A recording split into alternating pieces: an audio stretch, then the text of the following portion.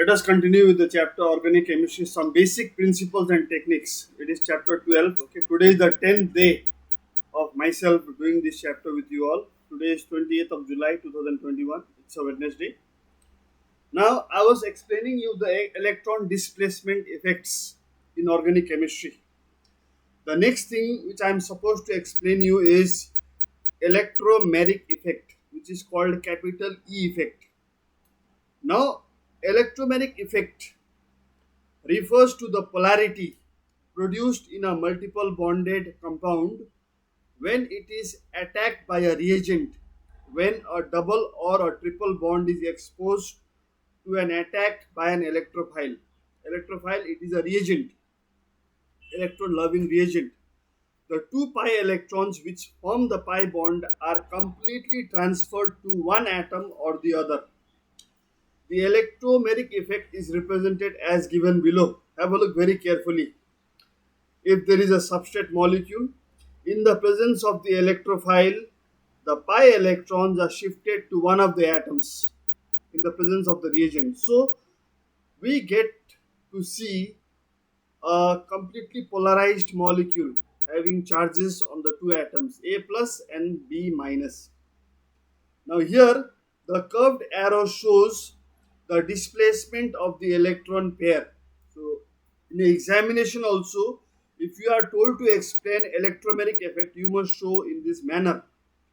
The atom A has lost its share in the electron pair and B has gained this share. Therefore, A acquires a positive charge and B acquires a negative charge. Now, moving further to the different types of electromeric effect. There are basically two types of electromeric effect. Now, this electromeric effect is represented by capital E, and the shifting of the electron is shown by a curved arrow like this. There are two distinct types of electromeric effect. The first one is called positive. It is called positive electromeric effect, in which the attacking reagent attaches to that carbon atom to which the pi electrons are getting transferred. So here you can see in this effect the pi electrons of the multiple bond are transferred to that atom to which the reagent gets attached. That is plus E effect. This you must remember. This is important, my dear boys. This is important. Please make a note of that. After that, we have the next one is negative electromeric effect. Now, under negative electromeric effect, the attacking reagent attaches to that carbon atom to which the pi electron is not falling, to which the pi electron is not transferred. That means over here, the cyanide, it is attaching the carbon atom and the pi electrons are going to the other carbon atom. So that is clear to all of you. Now, here in this effect, the pi electrons of the multiple bond are shifted to that atom to which the attacking reagent does not get attached. So it is one good thing over here. So this electromeric effect becomes very important. Two types, positive and negative. Now, moving further to the next slide. Hyperconjugation or no bond resonance, which I have explained you in the previous classes. Quickly, I'll revise this. Now, in hyperconjugation or no bond resonance, when the alkyl group is attached to an unsaturated system such as single bond CH, double bond CH2 group, the order of inductive effect gets reversed. The behavior can be explained by the hyperconjugation effect. Now, such structures are arrived at by shifting the bonding electron pair from an adjacent carbon hydrogen bond to the electron deficient carbon. In this way, the positive charge originally on carbon is dispersed to the hydrogen. So have a look at the example, very good example over here. You can see over here there is CH3 CH2 plus. It's a carbocation.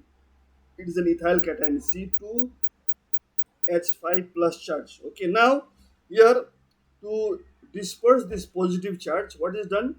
One of these three hydrogen atoms, it is detached by leaving the electron, and the electron is falling on this sigma bond to make a double bond. So there is a no bond between this carbon and this hydrogen. So this happens three times over here. Once over here, once over here, second time the second carbon, third time the third carbon. So we are having three hyperconjugative structures. The more the number of hyperconjugative structures, the better stability that carbocation will have. Now moving to the next slide, we have a concept which is called orbital concept of hyperconjugation. Please try to understand this. Okay.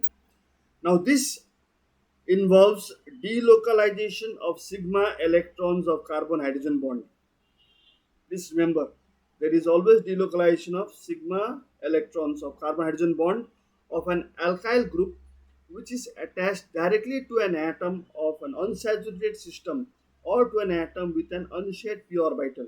Now, let us consider this example over here. You can see hydrogen, hydrogen, and there is one more hydrogen, carbon. It is CH3, then CH2 and positive charge.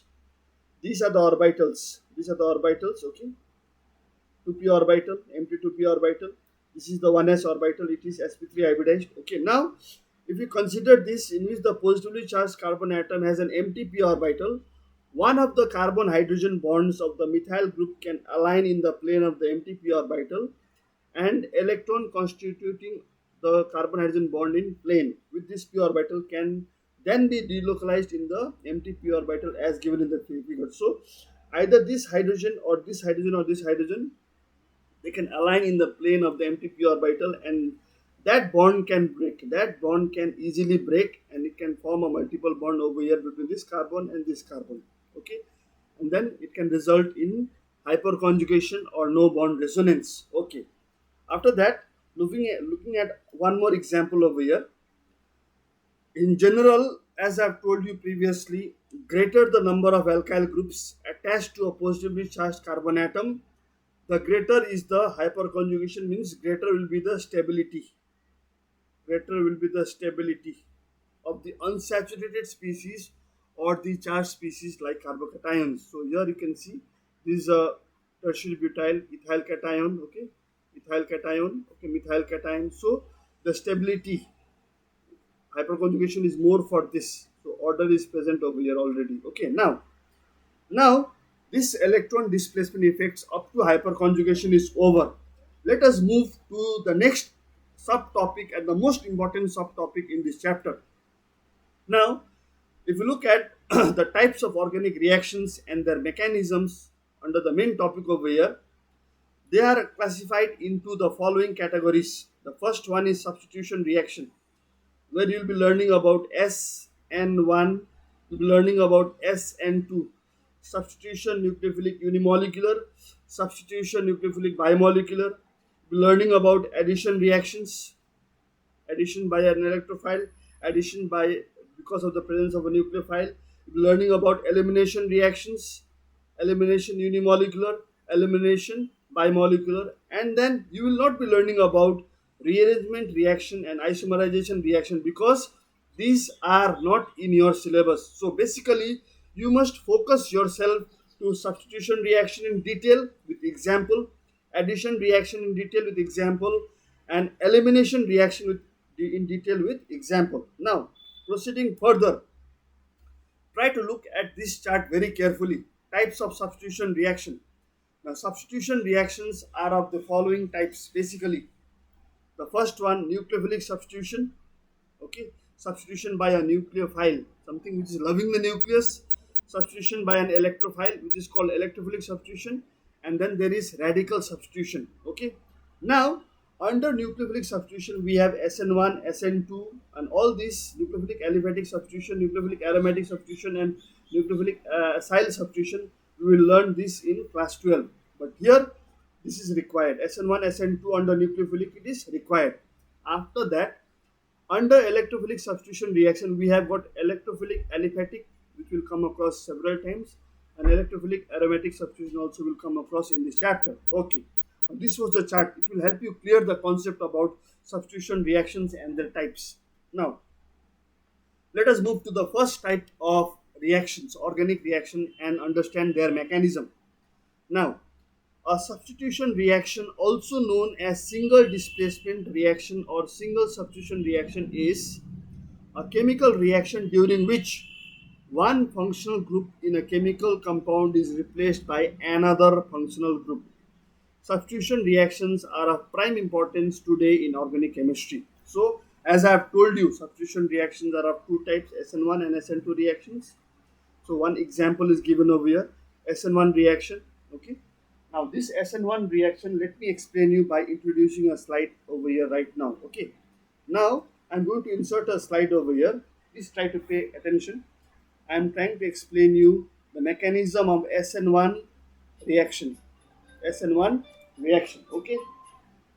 Now, have a look very carefully. Now, let us say there is a tertiary butyl bromide, CH3, C, CH3, CH3, and Br. I am trying to explain you substitution nucleophilic unimolecular. Substitution nucleophilic nucleophilic unimolecular unimolecular, okay, reaction. So I have taken a tertiary butyl bromide. It is a 3 degree. Okay. Now, in the first step of a SN1 reaction, the first step involves ionization. The first step involves ionization. It involves ionization, that is formation of ions. And how will the ions form? Let us see. This Br will leave. It will go away in the form of bromide ion. Leave. It will go away. It will detach from the central carbon. And then we will have something like this. Carbon in the center. One methyl group I can place over here. Another methyl group I can place over here. And one more methyl group I can place over here. And the central carbon is having a positive charge. Okay. Got it? SN1, nucleophile. Nucleophile means nucleus loving. So, this step, it is the first step and it is the slow step. And this slow step is the rate determining step of any reaction. It is the rate determining step of the reaction. Okay, this is step 1. Now, after step 1 is done, after the ionization has taken place, now in the next step you can write the same thing once more. CH3, C, CH3, CH3, and plus charge over here. Now, the tertiary butyl cation can be attacked very fast by a nucleophile like this, OH minus, a nucleophile. Now, if this nucleophile is attacking, it can attack from two sides. It can attack from here also. It can attack from here also. From any side it can attack. Are you getting it? So, if this is done, then in the next step, if it attacks from here, from this side, front side, then we have HO, C, CS3 will come here, one CS3 will come here, one CS3 will come here. If it is attacking from the front side, over here, front side, okay. If it attacks from here, it will come, we'll have another structure, we'll have CS3, C, CS3, CS3, and OH. Both the structures are same, okay. So, this is how we have to understand the mechanism of substitution nucleophilic unimolecular reaction, where you will find that the rate of such reactions depend only upon the concentration of the substrate. Not on the concentration of the attacking reagent. Substitution nucleophilic unimolecular reactions are two steps.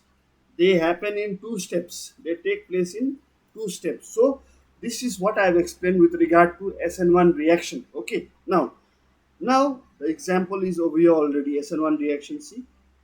Okay. The leaving group is going away, transition state, and it has formed a carbocation, and then only you can bring in the nucleophile to attack this carbocation. Okay, here is an example of an SN2 reaction. When an SN2 reaction, the leaving group and the attacking group are leaving and attacking at the same time, and then the product is obtained. Okay, now let's have a look at the next slide over here. Now, differences between SN1 and SN2 reaction. Now, these are very good examples. 3-degree alkyl halide reacted with aqueous potassium hydroxide. It is forming 50% this compound and 50% this compound. It is a racemic mixture. It is a racemic mixture because this is chiral, this is chiral. So if you mix them 50-50%, it becomes a racemic mixture which is optically inactive after that. Okay. Now, number one, SN1 reaction takes place in 3-degree alkyl halides, whereas SN2 reactions, substitution nucleophilic bimolecular, they takes place in 1-degree alkyl halide. 1 degree means carbon attached to 3 other hydrogen atoms or at least 1 carbon atom. Okay. The SN1 reaction takes place in 2 steps, but SN2 reaction takes place only 1 step. The third one, SN1 reaction, first step is slow and it is the rate determining step. In SN2 reaction, only 1 step, and that is the rate determining step. Number 4, under SN1, rate is directly proportional to concentration of the substrate, alkyl halide. But here in SN2 reaction, rate of the reaction is directly proportional to concentration of the substrate as well as the alkali containing the reactive species. SN1 reaction is unimolecular, substitution nucleophilic unimolecular, whereas SN2 reaction is bimolecular. Number 6, non-concerted means it is not a single step, it is a 2-step. SN2 is concerted means it happens in a single step. Number 7, SN1 reaction, it is independent of the concentration of the alkali, whereas SN2 reactions, they are dependent on concentration of both substrate and the alkali. Number 8, SN1 reaction, carbocation intermediate is formed, but in the case of SN2, takes place via a transition state where both you will find both the attacking agent also and leaving group also. Number 9, under SN1, a racemic mixture is formed which is optically inactive, whereas under SN2, a Walden inversion takes place. Whenever there is a heavy rainfall and a huge wind blowing, if you carry an umbrella, your umbrella gets inverted, it turns back. That is something like Walden inversion. Number 10, SN1 reaction favorable in protic solvents which are capable of forming protons. Now this SN2 reactions are protic solvents favorable. Order of reactivity is important. 3-degree alkyl halides are more reactive than 2 degrees. 2 degrees are more reactive than 1 degree in the case of SN1 reaction. Whereas over here in SN2 reaction, order is just the opposite, just the reverse. Number 12, rearrangement may take place, but in SN2, no rearrangement takes place. Now, I will explain you the stereochemistry of SN1 reaction in the next slide. You can have a look. SN1 reaction, it is a 3-degree alkyl halide. So, first there is formation of carbocation and the nucleophile is attacking. If it attacks from this side, from the back side, there is inversion. The R2 goes the other side, inversion. But if the nucleophile attacks from the front side, then it is retention. The same formula is here. Okay. Just in place of X, we have a nucleophile. So this is called rotation. This is called inversion of configuration. So this is called stereochemistry of SN1 reaction. So they can ask you a question. During the SN1 reaction, there is inversion of configuration, there is retention of configuration. Why is this so? So the answer will be the nucleophile, if it attacks from the back side, there is inversion. If it attacks from the front side, there is retention in configuration. Now, looking at the stereochemistry of SN2 reaction in our next slide, if you take a 1 degree substrate alkyl halide, the first step, slow step, where there is formation of transition step, the leaving group is going out, the incoming group is attacking. So this is called a transition state. After that, we have a product.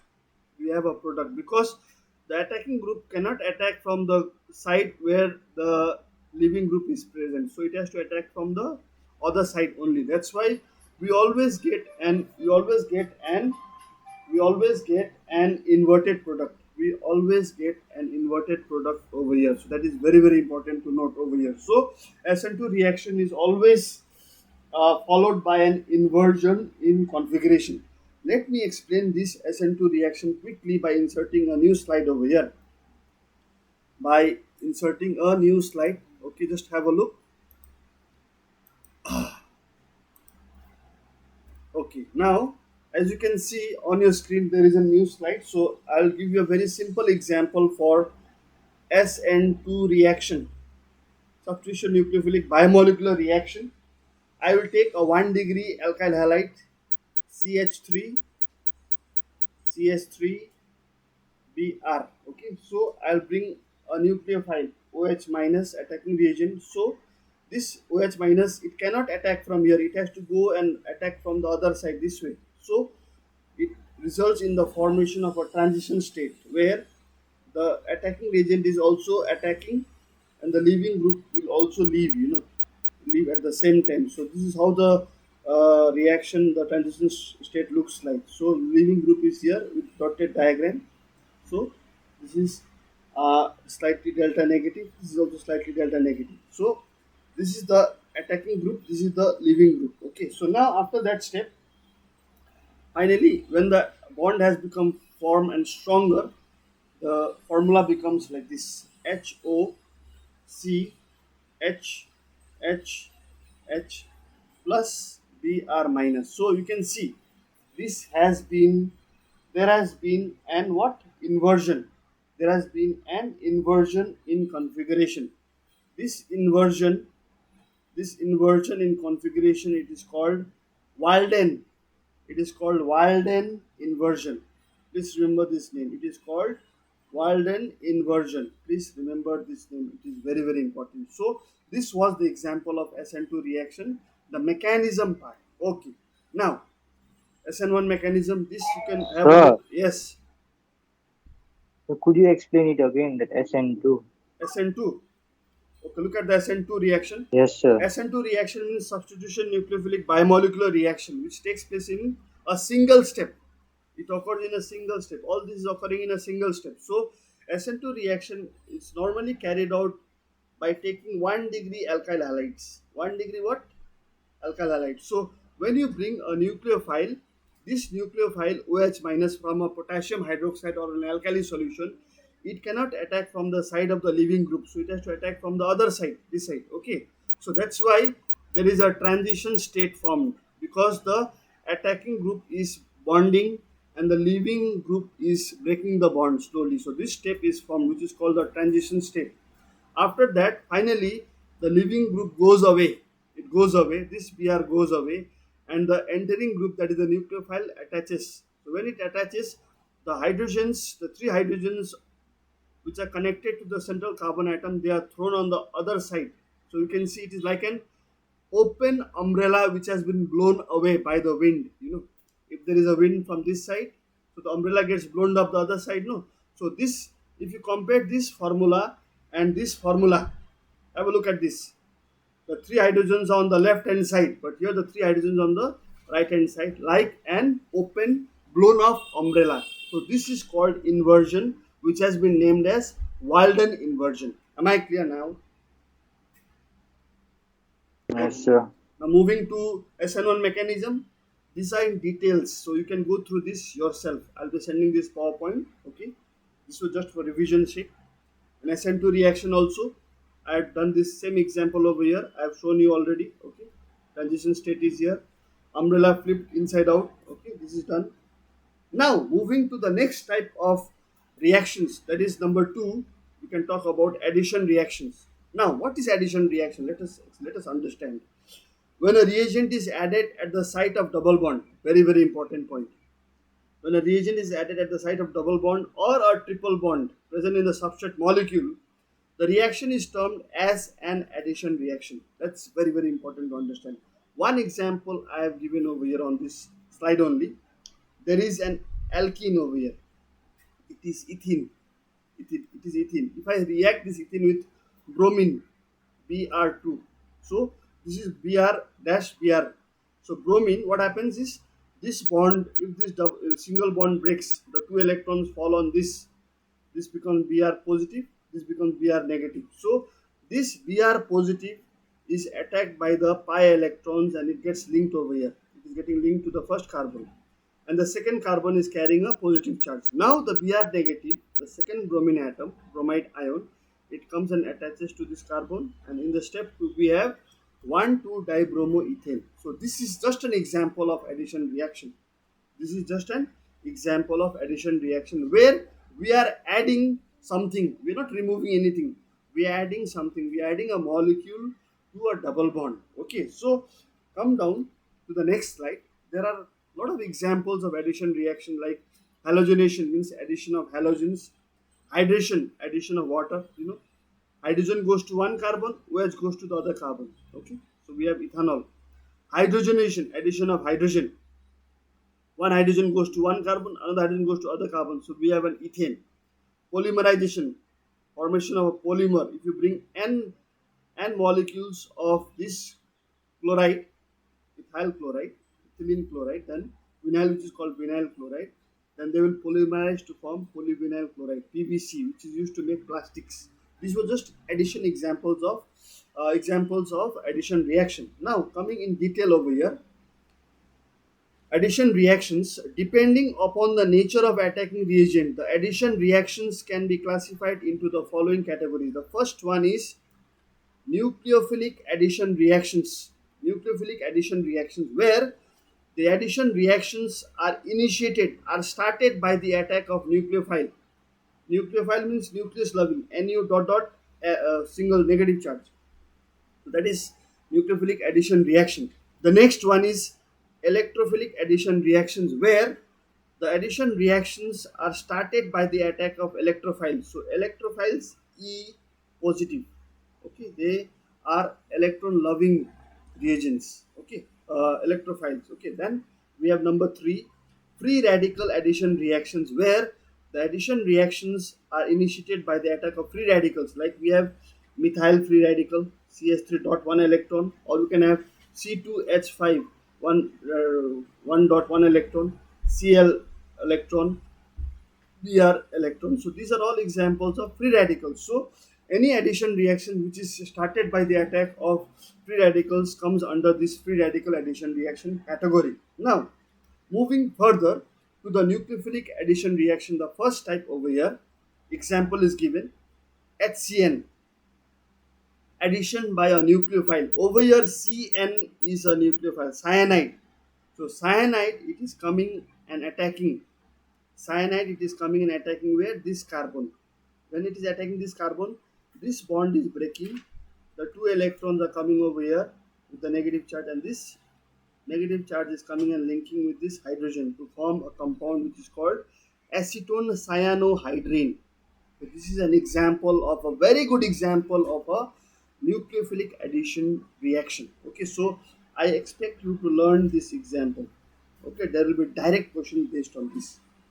Moving further to the example of electrophilic addition of HBr to an alkene. Electrophilic means E plus. E plus. Over here, if you see very carefully, this HBr is hydrogen bromide. These two electrons are falling on the bromine atom. It is becoming Br minus, and this is becoming H is becoming H plus. Okay. So in the step 1, what is happening?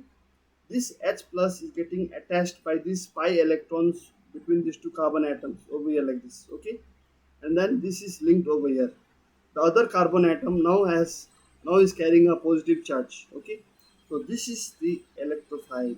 This is the electrophilic electrophile which is initiating the reaction, and the Br minus is now coming and attaching itself to the carbon which is carrying the positive charge. In step 2, we have got over here bromoethane. So this was an example, very good example of electrophilic addition of HBr. So I expect you to learn this example properly. Okay.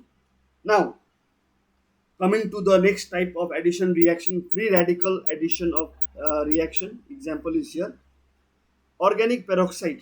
Organic peroxide can be like this: C2H5O, okay, O, Over here, one O is also there. Okay, then there is C2H5. This is an example of organic peroxide. So this is a general formula. So organic peroxides, they undergo homolytic fission and produce free radicals. This free radical gets attacked by HBr, hydrobromic acid, and it is forming alcohol, and another free radical of bromine is forming. Now this free radical of bromine over here, it initiates the addition reaction to an alkene. So this Br comes and attaches over here to this carbon atom, and there is a free radical again over here. Okay. Now in the next step, another HBr again, it tries to interact with this free radical, this Br over here, this H, sorry, this H plus over here. Okay, and it forms a compound like this, a bromo compound. Okay, this compound is C2H5 CH2 CH2Br. Okay, so it is bromopropane, and finally there is a bromine free radical. So this bromine free radical can again be used with another molecule of this is alkene, and the reaction continues. It is a chain reaction. So this is how a free radical addition reaction takes place. So I expect you all to learn and practice this example as well. Okay, now addition reactions are almost done. Now moving to the next type of reactions, which is called elimination reactions in this chapter.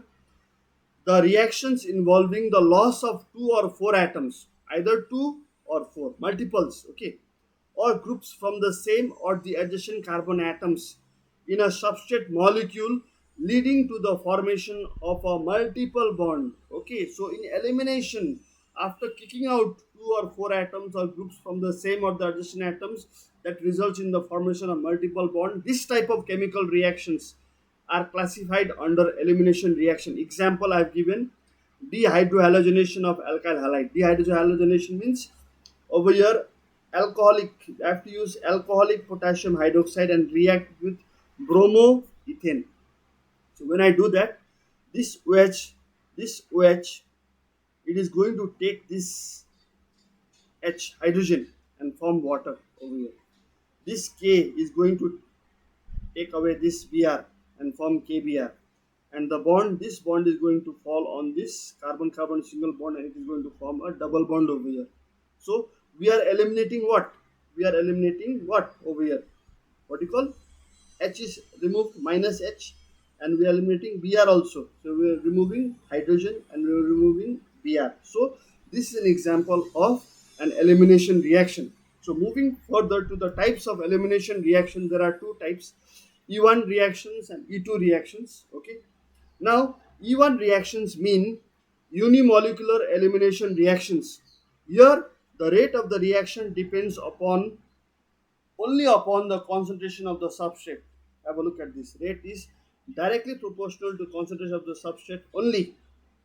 Whereas in the case of E2 reactions, elimination by molecular reaction, here the rate of the reaction depends upon the concentration of both the substrate and the attacking species. That's why rate is proportional to concentration of the substrate. This is the symbol for concentration. The square bracket is the symbol for concentration. Please keep in mind, okay? And the attacking species. So there are two types of elimination reactions: E1 and E2. E1 means elimination unimolecular. E2 means elimination bimolecular. Okay. Now elimination unimolecular, they can take place in two steps. It depends. Okay. Now come down to the example, the specific example. E1 reactions, unimolecular elimination reaction. Have a look at this, a bromoalkane. Okay, so if I bring alcoholic potassium hydroxide and react with this, so this OH minus, it is going to take away this hydrogen to form water. Okay, are you getting it? And this bond is going to fall over here. Okay, and this Br is leaving. So there's a multiple bond which is formed over here in this compound. An alkene is obtained. Are you getting it? So this Br which is leaving, it is going away as a bromide ion, Br minus ion. So this one is an example of elimination unimolecular reaction happening in, you can say, two steps. Okay. Now coming to E2 bimolecular elimination reaction. Now have a look at this. This is 3 degree. This was 1 degree. Okay, Now, in elimination bimolecular reactions, the 2-bromo 2-methyl propane reacted with a base, alcoholic potassium hydroxide. The same thing happens over here. Okay. So from one of the carbon atoms, either this one or this one or this one, hydrogen has been taken out, as well as bromine has been removed from this central carbon atom to form an alkene, 2-methyl propene plus water plus bromide ion. So this is a second order reaction happening in two steps, in which the rate of the reaction is dependent upon the concentration of the base also and concentration of the substrate also. So here you can see that reaction rate is directly proportional, or it is equal to K into concentration of the substrate and concentration of the what do you call the reacting reagent. Okay, now that was about your elimination reaction bimolecular. Now moving further, if you look at the next slide on your screen, you can see one mechanism which I thought would be important for you all. Mechanism of free radical substitution. Substitution by free radicals. Okay. Now, if you involve over here free radicals like ultraviolet light to chlorine atoms, these chlorine atoms are going to form two free radicals. This chlorine free radicals, it interacts with the methane molecule and combines with one of the hydrogen atom using one of the electrons only, and it forms HCl and methyl free radical. This methyl free radical interacts with another chlorine molecule to form methyl chloride, and another chlorine radical is formed. So this one is the initiation step, this one is the propagation step. So radical always reacts with the molecule during the propagation step, and this reaction goes on and on like a chain reaction. So my dear students, this chapter is complete. Okay, this chapter is complete. I would like to end my chapter here only. In my next class, I'll be starting the next chapter, that is structure of atom. Okay, so please hang on over there. Let me take the attendance. Let me take the attendance, and then only you can go for your lunch. Okay.